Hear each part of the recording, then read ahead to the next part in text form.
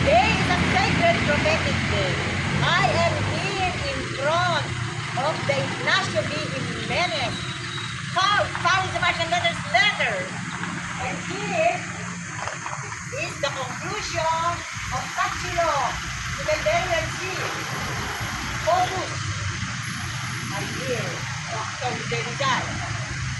So, I am very grateful because what happened, although I was not here yesterday, from what I experienced this afternoon, this YouTube is to pay tribute to thank the administration.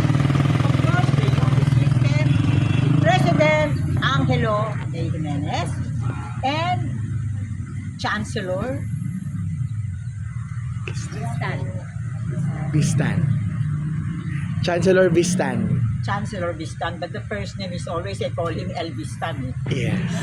So, and the Dean of the College of Arts and Letters, Jimwell, Dean Jimwell Sinabal.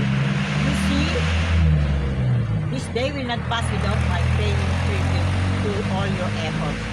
And above all, to the wonderful, splendid speakers and the delegates. So my unsolicited suggestion, may you have a network of all the speakers, organizers, participants, so that I can link you to my national global network. Because to end this tribute, I just came also from France and Belgium. And there, for the second time, I went to the place in Belgium, Ghent, Belgium, where Rizal published his immortal El Filibustrismo, or the Reign of Greed. And so,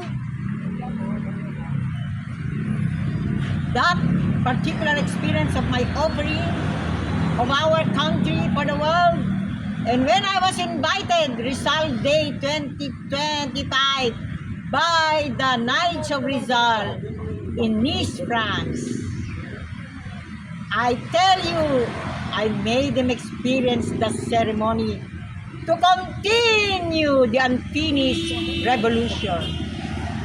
In El Filibustrismo, this 2026, with what I experienced in the gathering of lights, in the gathering of power and all the gifts, I tell you, I have no doubt 2026 will be a year of fulfillment.